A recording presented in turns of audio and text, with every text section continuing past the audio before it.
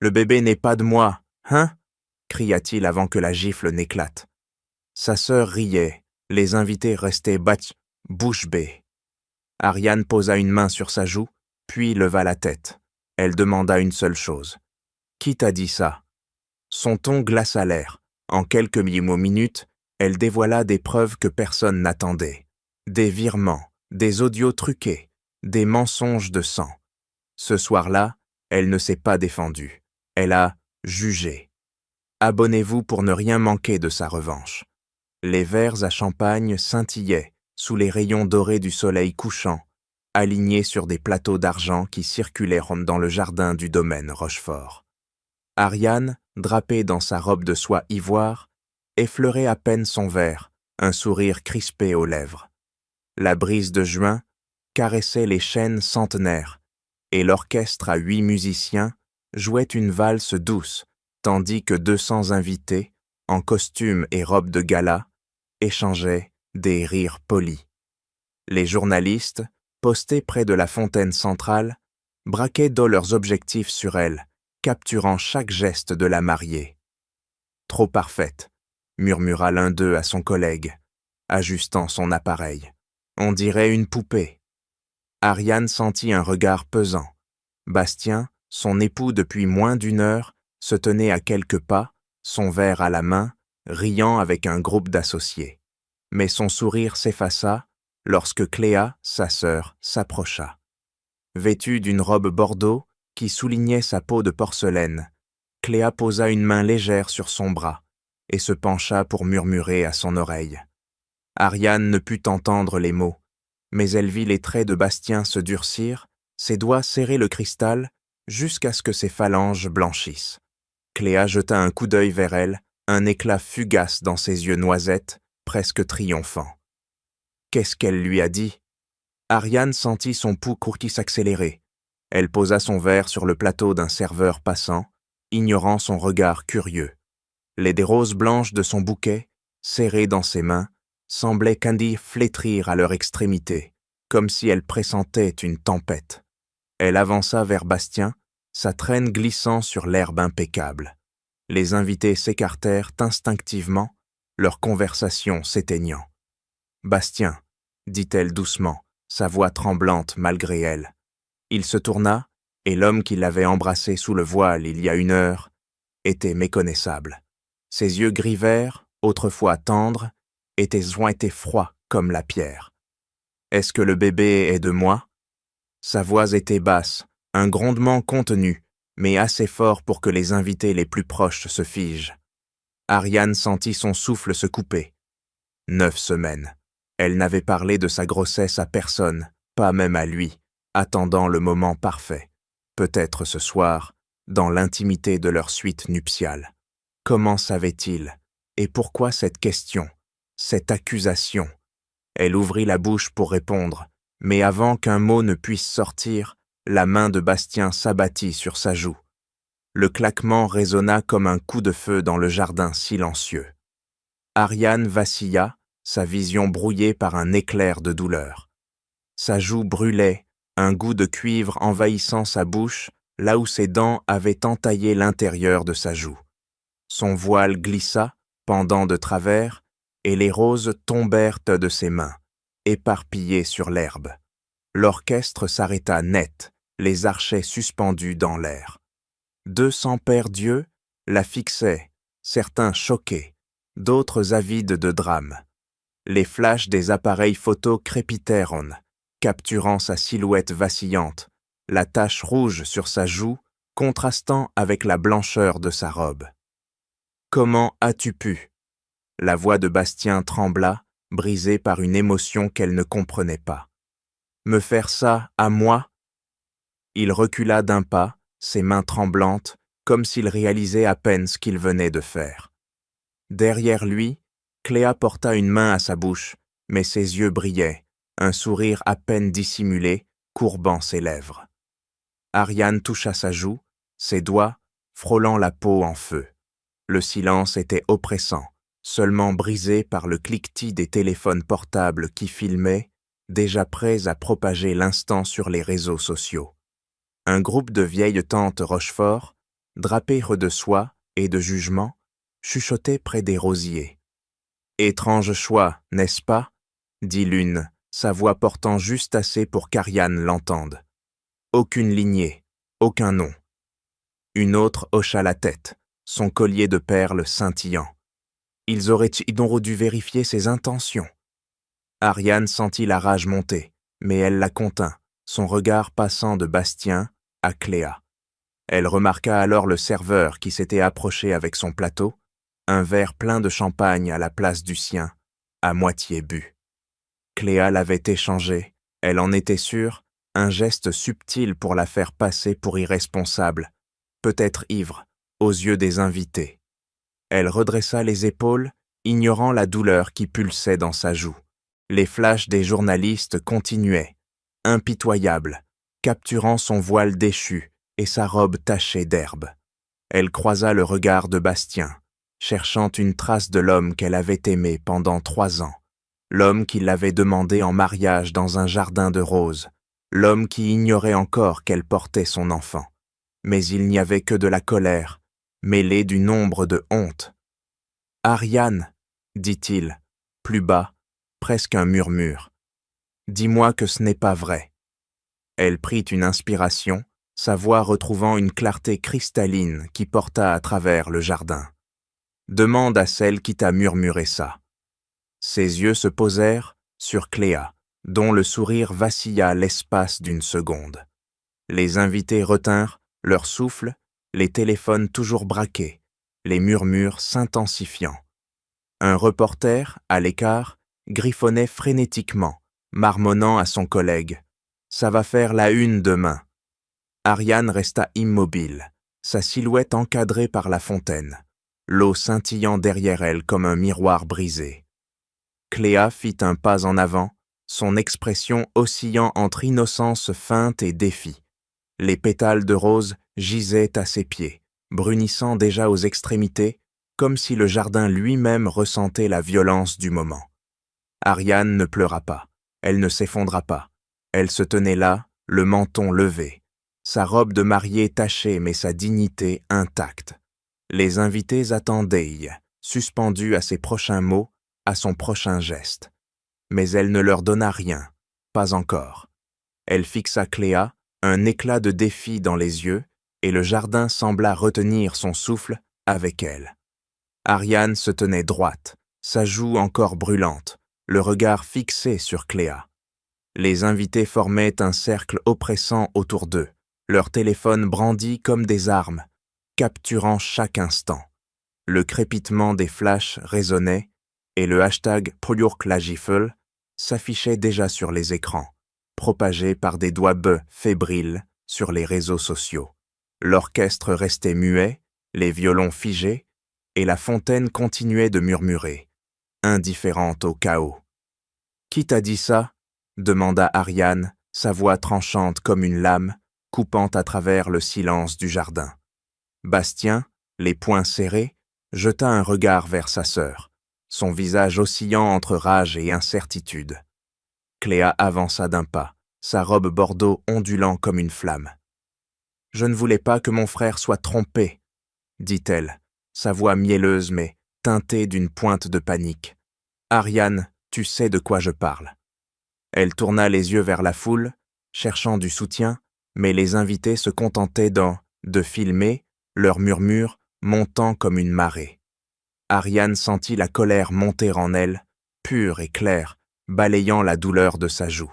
« Répète-le, » dit-elle, chaque mot pesé, résonnant dans l'air immobile. « Dis-le devant tout le monde. » Bastien s'agita, sa cravate légèrement desserrée, ses yeux évitant ceux d'Ariane. « Elle m'a dit, pour le bébé, » marmonna-t-il, sa voix brisée. « Que ce n'était peut-être pas. » Il s'interrompit, incapable de finir. Cléa saisit l'opportunité, levant le menton. « J'ai des preuves, » lança-t-elle un peu trop vite.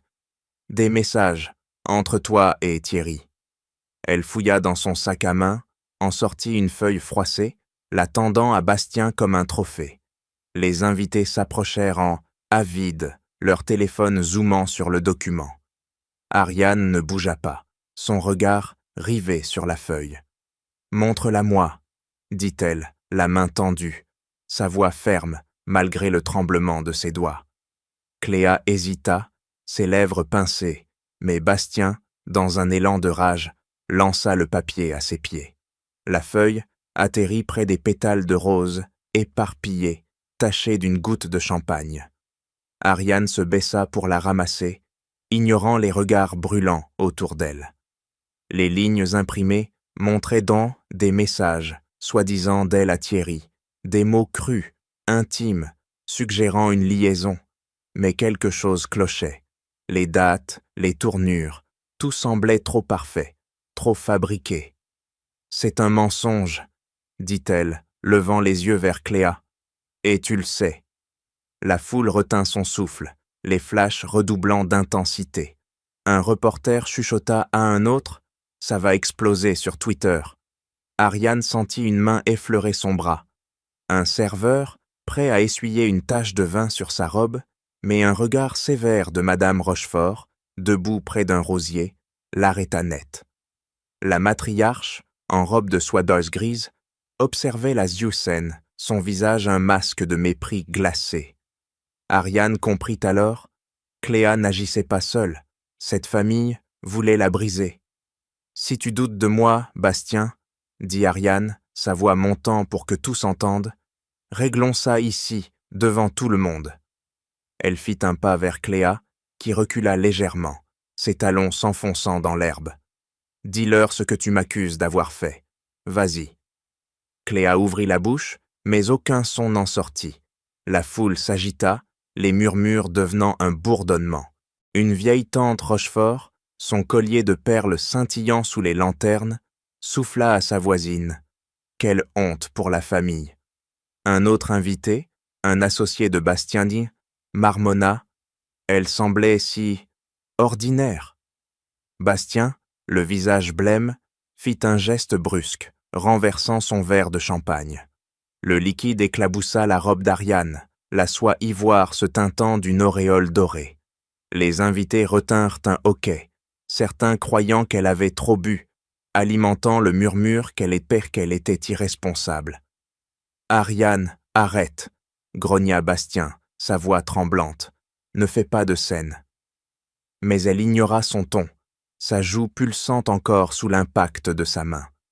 Elle sentit le regard de Cléa, un mélange de défi et de peur, et comprit que c'était le moment de riposter. « Une scène ?» répéta Ariane, un sourire froid se dessinant sur ses lèvres. « Tu m'as frappé devant tout le monde, Bastien. C'est toi qui as commencé. » Elle se tourna vers la foule, ses yeux balayant les visages curieux, les téléphones brandis, les journalistes, scribouillant. « Si quelqu'un a des preuves contre moi, qu'il les montre. Maintenant. » Le silence s'épaissit, seulement brisé par le clapotis de la fontaine. Cléa serra son sac contre elle, ses doigts crispés. « Ce n'est pas le moment, » dit-elle, sa voix vacillante. « Parlons-en en privé. »« Non, » coupa Ariane, sa voix résonnant comme un glas. « Tu as voulu me détruire ici, publiquement. Alors finissons ça ici. » Elle fit un pas de plus, sa robe traînant sur l'herbe, les taches de vin scintillant sous les lanternes. Les invités reculèrent, formant un cercle plus large, comme s'ils sentaient une tempête approcher. Un jeune serveur, hésitant, murmura à un collègue. « Elle ne va pas céder, n'est-ce pas ?» Ariane ignora les regards, son attention fixée sur Cléa, dont les joues pâlissaient sous son maquillage impeccable. Bastien passa une main dans ses cheveux, son regard oscillant entre Ariane et sa sœur. « Ariane, je ne voulais pas... » Sa voix s'éteignit, incapable de trouver les mots. Elle le fixa, cherchant une trace de l'homme qui l'avait embrassée sous le voile, mais il n'y avait que confusion et colère. Cléa, sentant le contrôle lui échapper, intervint. « Bastien, elle essaie de détourner l'attention. Ne la laisse pas te manipuler. » Mais ces mots sonnaient creux, et les invités commencèrent à chuchoter, leurs doutes se tournant vers elle. Ariane ramassa son voile tombé, le tenant comme un bouclier. « Tu veux parler de manipulation ?» dit-elle, sa voix basse mais tranchante. « Alors explique pourquoi tu as échangé mon verre, pourquoi tu as voulu faire croire que j'étais ivre. » Les yeux de Cléa s'écarquillèrent, un instant de panique traversant son visage. Les flashs des téléphones capturèrent l'instant et le jardin sembla vibrer d'anticipation. Ariane se tenait au centre, sa robe tachée, son regard inébranlable, prêt à briser le mensonge qui menaçait de la détruire. Ariane ajusta ses lunettes, ses doigts décourant sur les touches de son ordinateur portable dans une salle de conférence bondée. Le séminaire financier à Paris bruissait de conversations, les costumes impeccables des participants contrastant avec sa jupe crayon usée et son chemisier blanc. Elle repéra une erreur dans le bilan fiscal d'une société immobilière, sa plume marquant les chiffres avec précision. « Attendez, » dit-elle, levant la main pour interrompre le présentateur. « Votre déduction fiscale est erronée ici. Vous risquez une amende. » Les regards se tournèrent vers elle, y compris celui de Bastien Rochefort, debout au fond, ses yeux gris verts la scrutant avec curiosité. « Vous avez raison, » dit-il, sa voix grave traversant la salle. Il s'approcha, grand, élancé, une mèche brune tombant sur son front. « Comment avez-vous vu ça si vite ?» Ariane sentit ses joues y chauffer, mais garda son calme. « C'est mon métier. » Leur échange se prolongea après le séminaire, dans un café voisin, où Bastien lui offrit un espresso, son sourire désarmant. « Vous êtes différente, » dit-il, son regard fixé sur elle. « Pas comme ces requins en costume. » Elle rit, touchée, ignorant le poids de son passé modeste, un appartement exigu et des dettes d'études.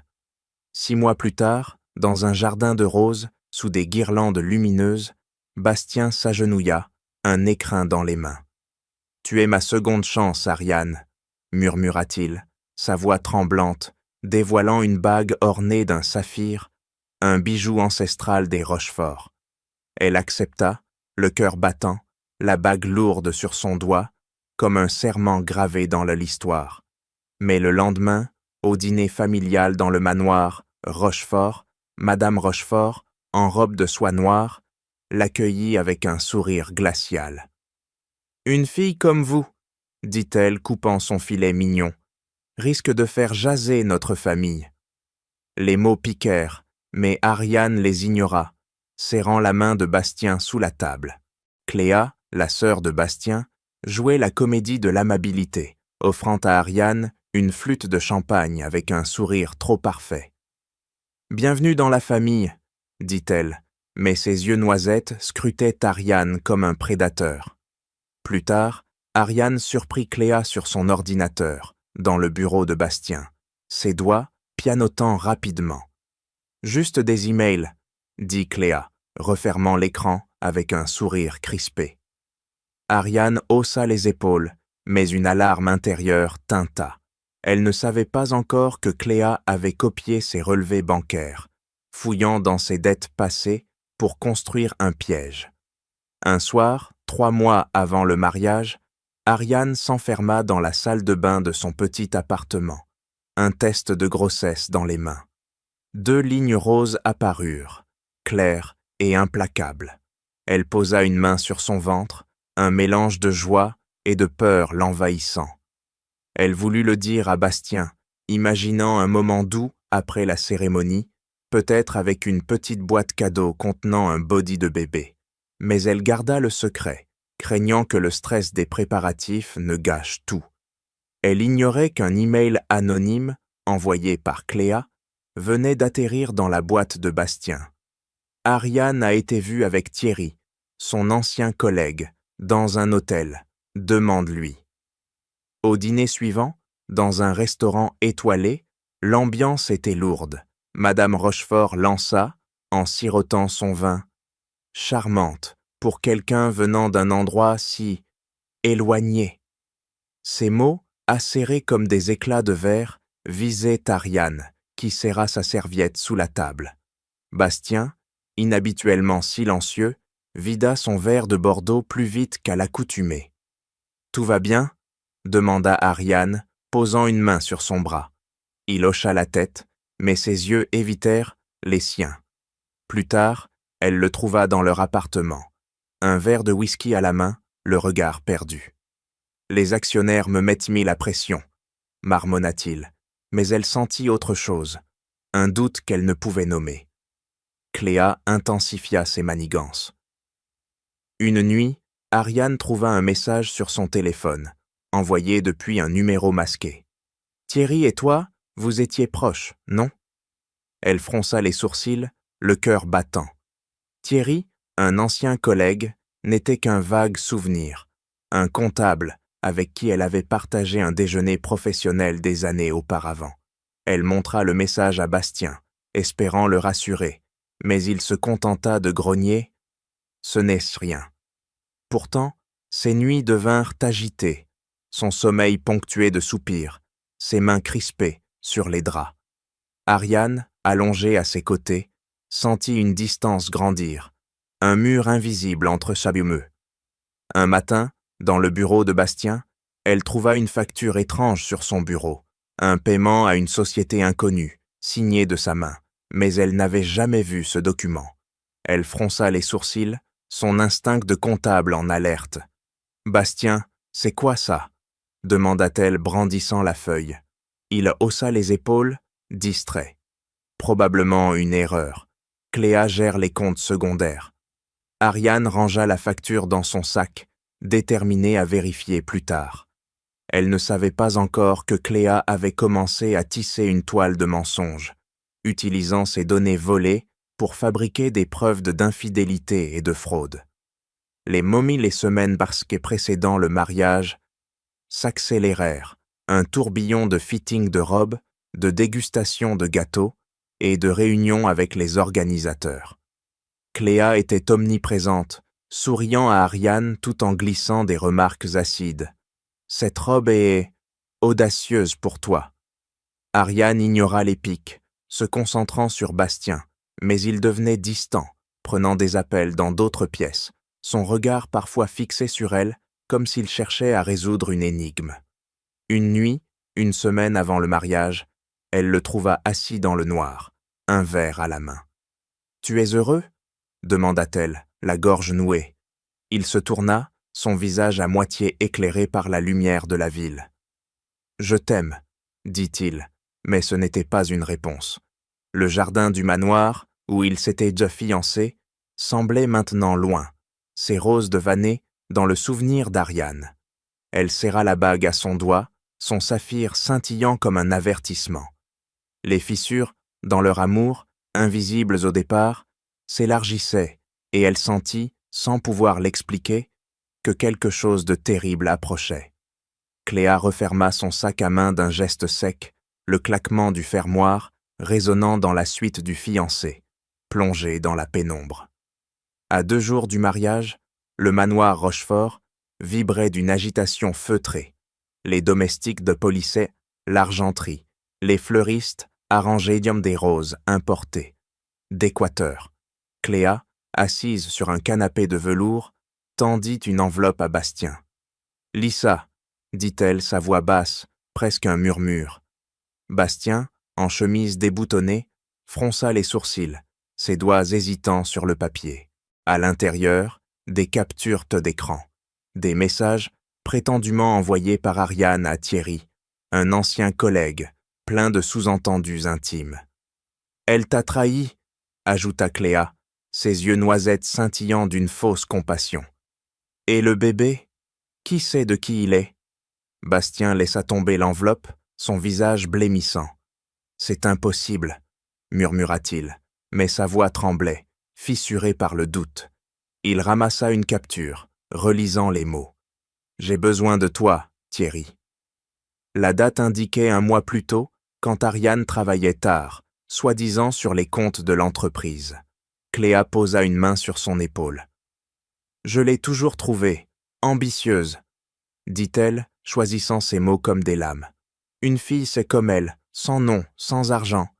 Elle a vu une opportunité. » Bastien serra les poings, son souffle court. « Je dois lui parler, » dit-il, mais Cléa secoua la tête. « Pas encore, marie-la. Laisse-la penser qu'elle a gagné. Puis, au bon moment, tu l'exposeras. » Dans une chambre d'hôtel à l'autre bout de la ville, un technicien informatique, payé par Cléa, finalisait un enregistrement audio. « Parfait, » murmura-t-il, écoutant la voix synthétique de Thierry, créée par une intelligence artificielle, confessant une liaison avec Ariane. « Ça passera pour authentique, » assura-t-il à Cléa par téléphone, sa voix étouffée par le bruit d'un clavier. Cléa sourit, rangeant son portable. Elle glissa ensuite un relevé bancaire falsifié dans le bureau de Bastien, un document montrant des transferts vers un compte offshore au nom d'Ariane. Chaque détail était soigné. Numéro de compte, signature numérique, tout conçu pour résister à un premier regard. Ariane, dans sa chambre d'au manoir, ajustait sa robe de mariée devant un miroir. La soie ivoire scintillait sous les lustres, mais elle sentit un frisson, comme un courant d'air glacial. Elle avait vu Cléa sortir de la suite de Bastien, la veille, tard dans la nuit, un dossier sous le bras. « Juste des papiers pour le mariage », avait dit Cléa avec un sourire trop lisse. Ariane n'avait pas insisté, mais son instinct de comptable, affûté par des années à traquer les erreurs, l'alertait. Elle vérifia son sac, trouvant la facture étrange qu'elle avait découverte des semaines plus tôt, signée de son nom mais inconnu.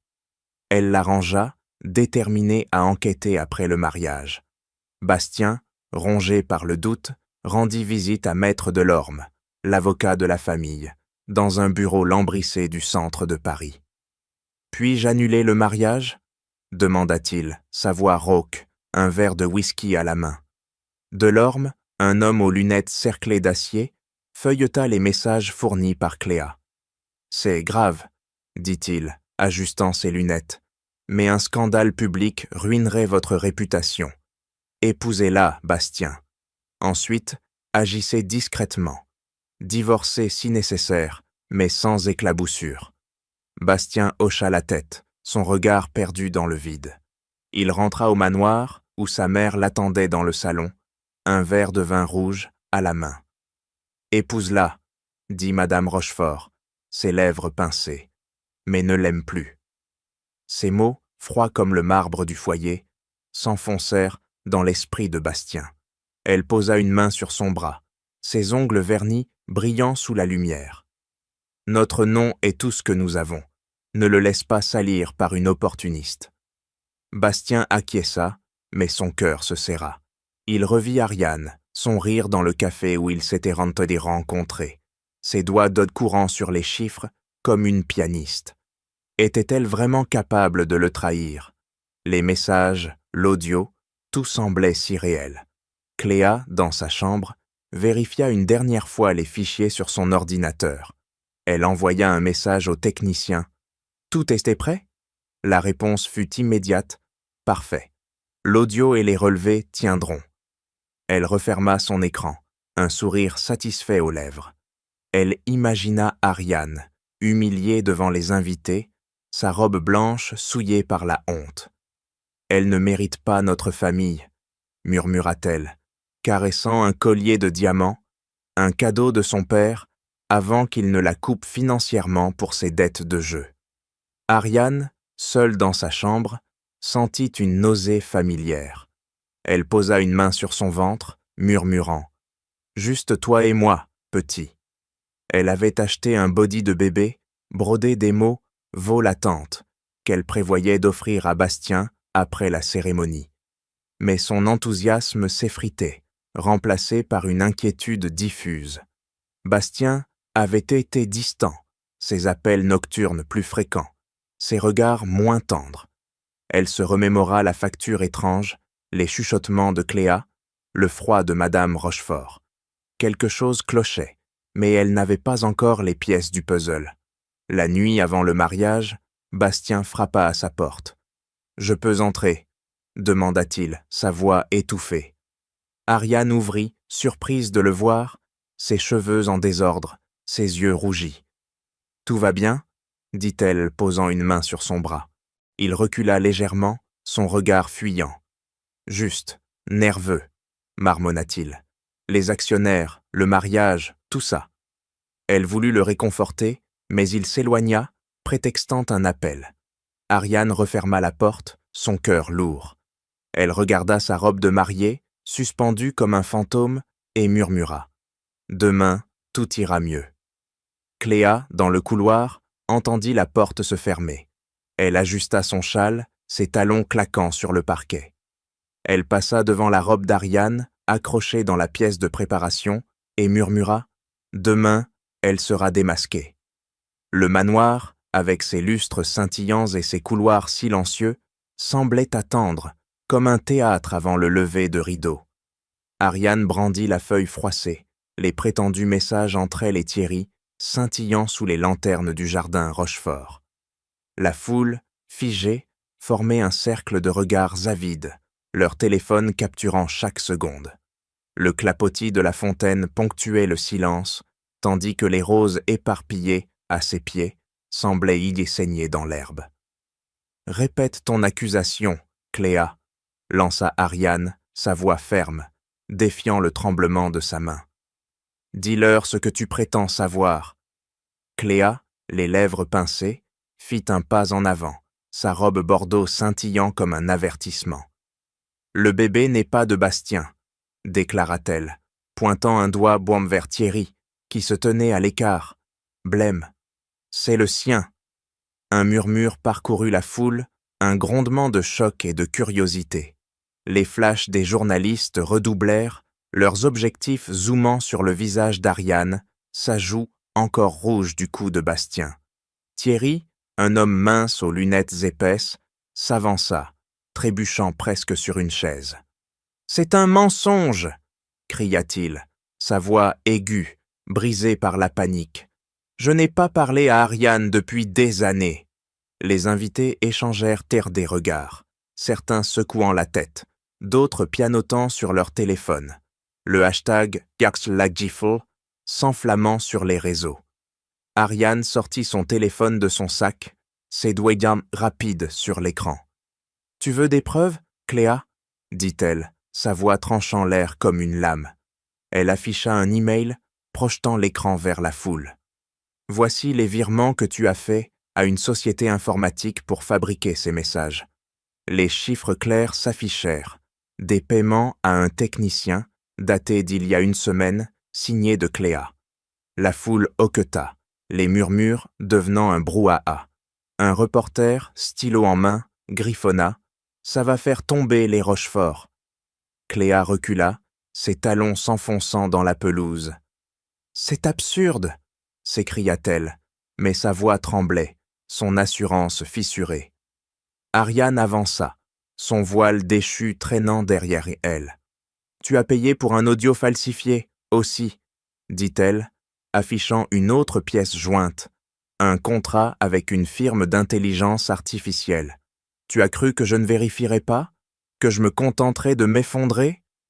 Elle se tourna vers Bastien, dont le visage était blême, ses mains crispées, sur un verre vide. « Tu l'as cru, » dit-elle, sa voix plus basse, presque un murmure. « Tu m'as frappé sans même me poser la question. » Bastien vacilla, ses yeux oscillant entre Ariane et Cléa. « Je ne sais plus qui croire, » balbutia-t-il, sa voix rauque. Il passa une main dans ses cheveux, sa cravate pendant de travers. Les invités s'agitaient, leurs chuchotements devenant des exclamations. Une tante Rochefort, son collier de perles scintillant, murmura à une cousine « Quelle honte pour le nom de la famille !» Un associé de Bastien, costume gris impeccable, secoua la tête. Il aurait dû vérifier avant de lever la main. Ariane posa une main sur son ventre, un geste presque inconscient, mais qui attira tous les regards. « Ce bébé, » dit-elle, sa voix résonnant dans le jardin, claire et inébranlable, « n'a pas besoin de ta confiance, Bastien. » Les mots tombèrent comme une sentence, et la foule retint son souffle. Les flashs des téléphones capturèrent son visage, la tache de vin sur sa robe, son regard d'acier. Cléa tenta de reprendre la parole. « Tu détournes l'attention, Ariane. Ces emails ne prouvent rien. » Mais sa voix était faible, noyée par le grondement des invités.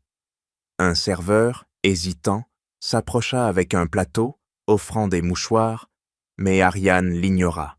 Elle se tourna vers la foule, sa robe tachée scintillant sous les lanternes. « Vous voulez la vérité ?» lança-t-elle, sa voix portant jusqu'au rosier. « Cléa a fabriqué ces preuves pour me détruire. Elle a la peur que je découvre quelque chose. » Elle marqua une pause, ses yeux fixant Cléa. « Et je l'ai découvert. » Les invités se penchèrent en avant, leur téléphone toujours brandi, avides de la suite. Un journaliste murmura à son collègue « C'est mieux qu'un feuilleton. » Bastien fit un pas vers elle, sa main tendue comme pour s'excuser. « Ariane, je... » Mais elle leva une main, l'arrêtant net. « Tu as choisi de croire un mensonge, » dit-elle, sa voix froide. « Tu as choisi de lever la main sur moi, devant tout le monde. » Elle se tourna vers Cléa, dont le visage pâlissait sous son maquillage. « Et toi, tu as cru que je m'effondrerais, mais tu as oublié quelque chose. » Elle brandit son téléphone, affichant une capture d'écran d'un compte bancaire. « Je suis comptable. Je trouve toujours les traces. » Les invités éclatèrent en murmures, certains applaudissant presque, comme si le jardin était devenu une scène de théâtre. Cléa recula encore, trébuchant légèrement, ses yeux écarquillés. « Tu mens !» cria-t-elle, mais sa voix se perdit dans le vacarme. Ariane ignora son éclat, se tournant vers la foule. « Vous filmez ?» dit-elle, un sourire amer aux lèvres. « Bien. Que tout le monde voit ce qui se passe quand on essaie de détruire quelqu'un avec des mensonges. » Un associé de Bastien, un homme corpulent en costume anthracite, s'approcha de lui, murmurant. « Tu aurais dû vérifier, mon vieux. » Bastien, les épaules voûtées, semblait rapetisser sous le poids des regards. Madame Rochefort, restée en retrait près d'un chêne, observait, son visage un masque de pierre. Ariane sentit son regard, mais elle ne fléchit pas. Elle rangea son téléphone, ses doigts frôlant le tissu de sa robe. La tache de vin, comme une blessure ouverte, semblait presque briller sous les lumières du jardin. Les flashs continuaient, impitoyables, capturant chaque détail. La robe souillée, la joue rouge, le regard d'Ariane, brûlant de défi. Cléa, acculée, serra son sac contre elle, ses ongles enfoncés dans le cuir. « Tu ne peux pas prouver ça, » dit-elle, mais sa voix était à peine audible. Ariane se tenait au centre du jardin, la fontaine scintillant derrière elle, son ombre s'étendant comme une promesse. Elle ne répondit pas, laissant le silence parler pour elle. Un silence plus lourd que n'importe quel cri. Ariane monta dans la voiture de son oncle, garée qu'au bout de l'allée du domaine Rochefort. La portière claqua, étouffant les cris et les murmures derrière elle. Sa robe, tachée de vin et d'herbe, frottait contre le siège en cuir. À travers la vitre, les lanternes du jardin s'éloignaient, leurs lueurs vacillantes s'avalaient par la nuit. Son oncle, un homme aux tempes grises, démarra sans un mot, ses mains serrées sur le volant. Ariane posa une main sur son ventre, le tissu de sa robe froissé sous ses doigts. « Ça va aller », murmura-t-elle, plus pour elle-même que pour l'enfant qu'elle portait. À minuit, la gifle dominait les réseaux sociaux.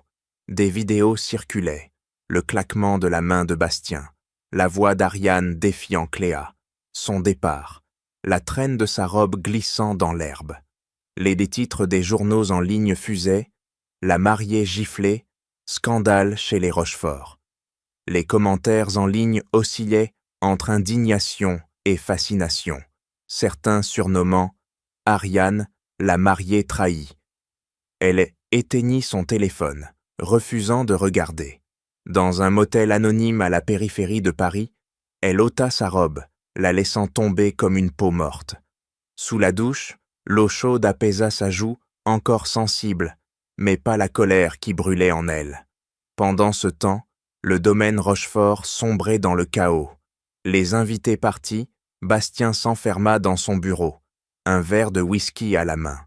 Cléa, les joues rouges, criait au téléphone à son avocat. « C'est faux, elle a tout inventé. » Mais une enquête éclata le lendemain. Des journalistes d'investigation, flairant le scandale, révélèrent que Cléa avait détourné 2,7 millions d'euros du fonds caritatif des Rochefort.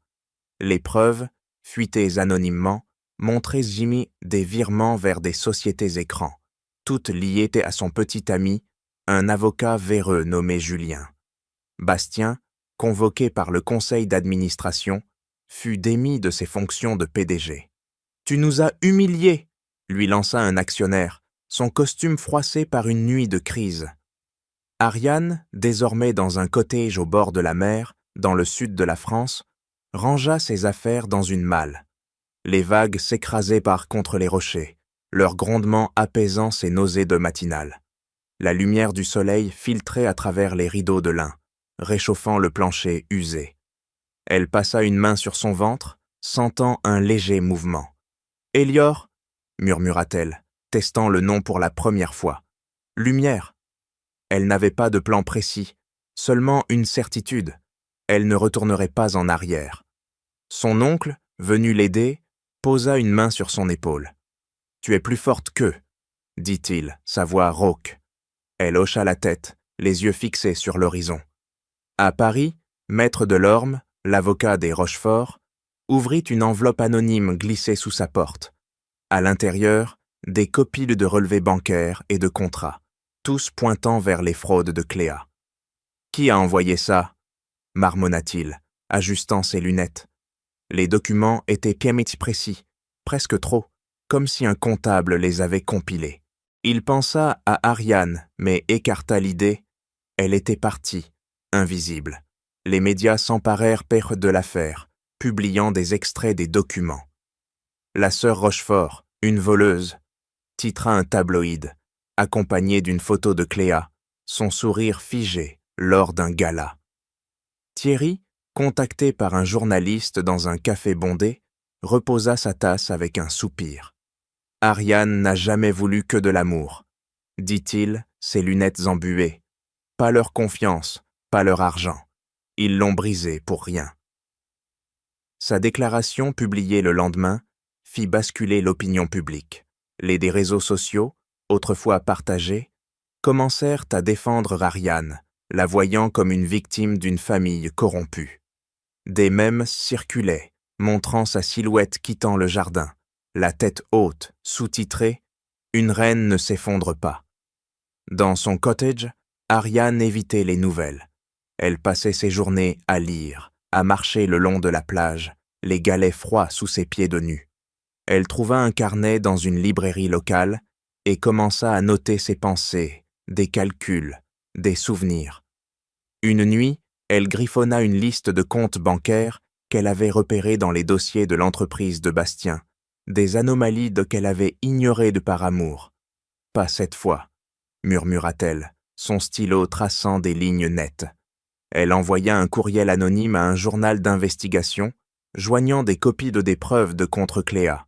Elle ne signa pas, mais son instinct de comptable guida chaque mot. Bastien, isolé dans un appartement en ville, voyait son empire s'effondrer. Les actionnaires vendant leur part, les contrats s'annulaient.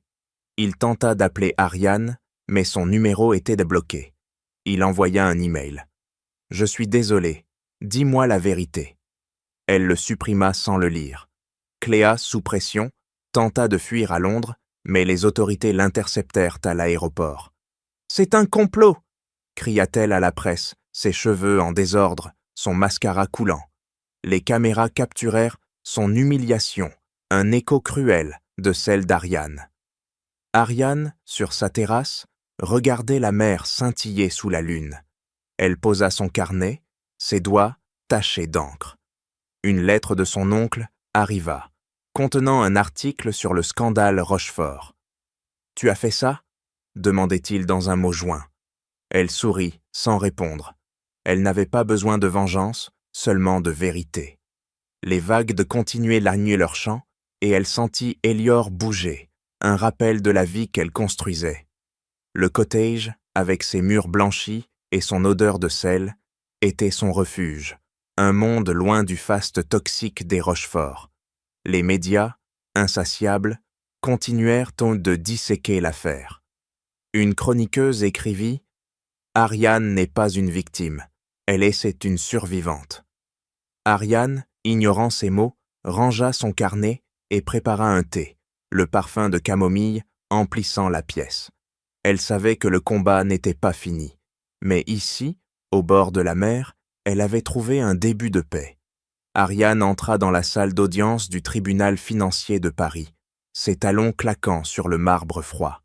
6 mois s'étaient écoulés depuis le mariage, et son tailleur gris, ajusté sur son ventre légèrement arrondi, contrastait avec la robe de mariée tachée qu'elle avait laissée derrière. Elle posa un dossier épais sur la table, ses doigts effleurant les pages soigneusement annotées. Les linéons crus du tribunal éclairaient tôt les visages tendus, avocats, journalistes, spectateurs. Cléa, assise au banc des accusés, fixait le sol, ses cheveux, autrefois impeccables, tirés en un chignon sévère. Ariane croisa son regard, un instant, et n'y trouva qu'un vide glacial. « Madame, présentez vos conclusions », lança la juge, une femme aux lunettes austères. Ariane ouvrit son dossier, sa voix claire résonnant dans la salle. « J'ai audité le fonds caritatif Rochefort », commença-t-elle, projetant un diagramme de flux financier sur un écran. Des lignes rouges tracèrent des virements vers des sociétés écrans, tous liés à la Cléa. 2,7 millions d'euros détournés sur 5 ans, dit-elle, brandissant des factures falsifiées et des signatures numériques.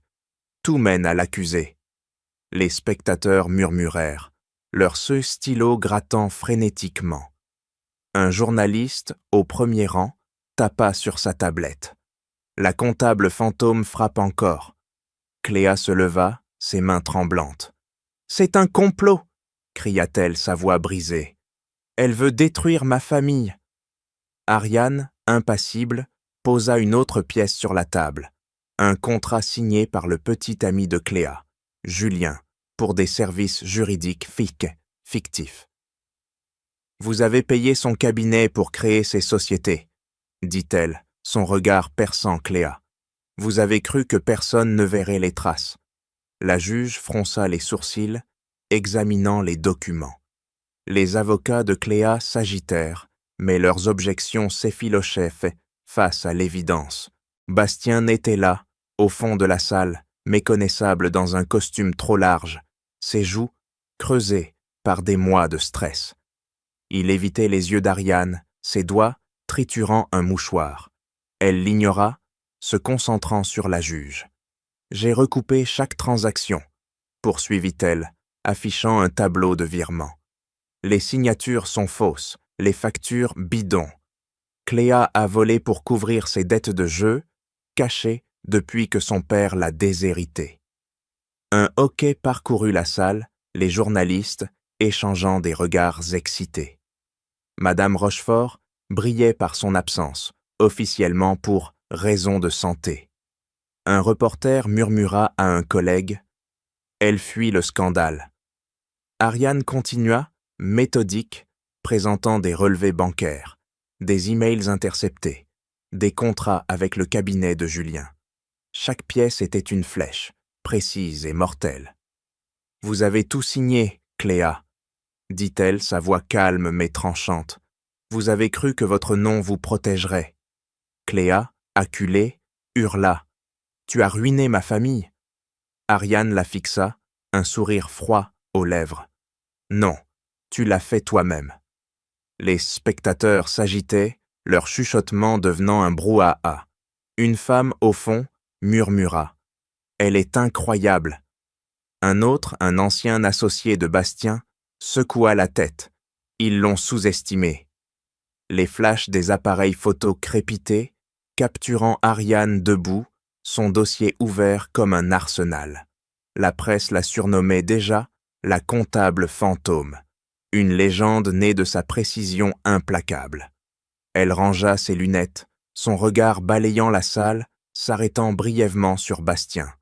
Il baissa les yeux, ses épaules voûtées, un homme brisé par ses propres choix par choix. La juge frappa son marteau, réclamant le silence. « Les preuves sont accablantes, déclara-t-elle, son ton sec. Madame Rochefort, vous serez poursuivie pour fraude et détournement de fonds. » Cléa s'effondra sur son siège, ses mains couvrant son visage. Les avocats tentèrent une dernière défense, mais leurs arguments s'effritaient. Ariane referma son dossier, le claquement résonnant dans la salle. Les journalistes se levèrent, courant vers la sortie pour publier leurs articles. La mariée giflée contre-attaque, tapa l'un d'eux, ses doigts volant sur son clavier. Dehors, sous un ciel gris, Ariane inspira profondément, l'air frais apaisant sa gorge sèche. Elle sentit un léger coup dans son ventre, un rappel d'Élior, et posa une main dessus. « On a gagné », murmura-t-elle, un sourire fugace traversant ses lèvres. Un reporter s'approcha, micro tendu. « Madame, un commentaire ?» Elle secoua la tête, montant dans la voiture de son oncle. Les flashs continuaient, mais elle les ignora, son regard fixé sur la route. Le tribunal, avec ses murs froids et ses néons, s'éloignait derrière elle, comme un chapitre clos. Dans son cottage, plus tard, elle lut les gros titres. La comptable fantôme démantèle un empire. Elle posa son téléphone, préférant le bruit des vagues dehors. Son oncle, assis à la table de la cuisine, leva une tasse de café. « Tu leur as montré », dit-il, un éclat de fierté dans ses yeux. Ariane haussa les épaules, son stylo traçant des notes pour un nouveau client. « Ce n'est pas fini », dit-elle, sa voix douce mais résolue. Elle savait que Cléa ferait appel, que les Rochefort se battraient, mais elle était prête. Bastien, resté à Paris, errait dans un appartement vide, les murs nus après la vente de ses meubles. Il écrivit une lettre, jamais envoyée. « J'ai cru les mensonges, pardonne-moi. » Ariane, loin de lui, préparait une chambre pour Élior, peignant les murs en bleu pâle. Les journaux empilés sur sa table parlaient d'elle comme d'une héroïne, mais elle ne les lisait pas. Elle préférait le silence de son cottage, le cri des mouettes, la promesse d'un avenir qu'elle construirait seule. Ariane berça Élior dans ses bras, ses petits doigts agrippant un hochet en bois. Le cottage au bord de la mer sentait le sel et le romarin, les rideaux de lin dansant sous la brise. Dehors, le soleil de midi peignait des reflets dorés sur les vagues, et Élior gazouilla, ses yeux gris-verts, hérités de Bastien, pétillant de joie. Ariane posa une main sur sa joue, chaude et douce, un sourire éclairant son visage. 6 mois s'étaient écoulés depuis le procès, et Cléa purgeait une peine de 7 ans dans une prison fédérale. Bastien, déchu, vivait reclus dans un appartement modeste à la périphérie de Paris, son empire immobilier dissous sous le poids du scandale. Elle posa Élior dans son berceau, ajustant une couverture brodée. Son bureau, à l'autre bout de la pièce, était encombré de dossiers. Son entreprise de conseil financier, spécialisée dans l'aide aux femmes de victimes d'abus économiques, prospérait. Une cliente, une femme aux yeux cernés, était venue la veille, murmurant « Mon mari cache notre argent. Je ne sais pas où commencer. » Ariane avait écouté, noté et promis des réponses. Chaque dossier était une bataille, chaque cliente un écho de la femme qu'elle avait été, piégée par les mensonges des Rochefort. Un coup à la porte interrompit ses pensées. Une enveloppe, sans adresse d'expéditeur, glissait sous le seuil. À l'intérieur, une lettre manuscrite de Bastien, l'écriture tremblante. « J'ai arrêté l'alcool, je suis en thérapie. Ce que j'ai fait est impardonnable, mais je veux que tu saches que je regrette. » Ariane lut, impassible, et plia la lettre.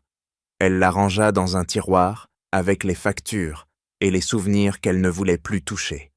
Pitié peut-être, mais pas de pardon.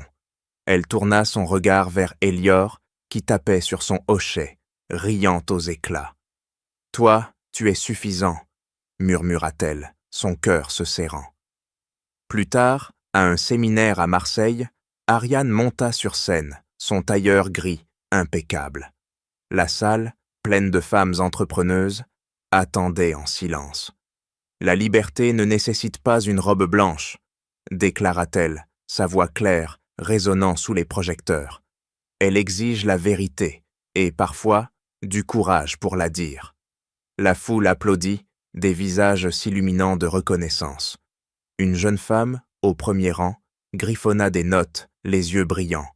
Ariane sentit une chaleur l'envahir, différente de l'amour qu'elle avait cherché avec Bastien. Plus stable, plus vrai. De retour au cottage, elle trouva Elior dans le jardin, titubant sur ses petites jambes, ses premiers pas maladroits sur l'herbe. Elle s'agenouilla, riant, ses mains prêtes à le rattraper.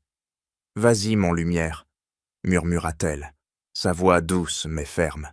« Personne ne nous frappera plus. » Les vagues grondaient au loin, un chant constant, et le soleil caressait leurs ombres mêlées. Une cliente, arrivée pour un rendez-vous, s'arrêta à la grille, émue. « Vous avez tout reconstruit », dit-elle, sa voix tremblante.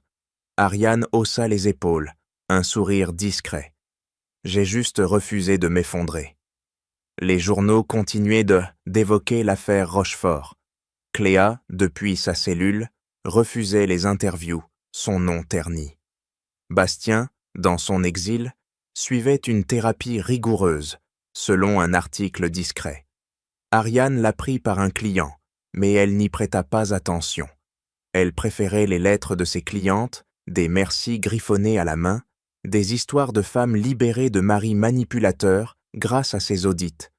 Une note, glissée dans un dossier, disait « Vous m'avez rendu ma dignité ». Ariane la garda sur son bureau, près d'une photo d'Elior, ses joues barbouillées de sable. Un soir, elle reçut un appel de son oncle. « Tu viens dîner ce week-end » demanda-t-il, sa voix chaude. Elior réclame ses crêpes. Ariane rit, regardant son fils jouer avec des blocs colorés. « On sera là » répondit-elle, son cœur léger. Elle raccrocha, s'asseyant à son bureau pour un nouveau dossier. Une femme, nerveuse, avait signalé des comptes cachés par son associé. Ariane traça des lignes sur un carnet, ses calculs précis comme des flèches. Elle revit brièvement le jardin Rochefort, la douleur de la gifle, mais repoussa l'image. Ce n'était plus sa réalité. Les vagues continuaient dans leur danse dehors, leurs murmures, emplissant le cottage. Elior, endormi, respirait doucement, sa petite poitrine se soulevant sous la couverture. Ariane feuillait un journal local, tombant sur un article. La comptable fantôme inspire une génération. Elle sourit, refermant la page. La presse pouvait l'appeler comme elle voulait. Héroïne, victime, vengeresse. Elle n'était qu'Ariane, une mère, une femme qui avait choisi de se relever. Une cliente, venue le lendemain, partagea son histoire, les larmes aux yeux.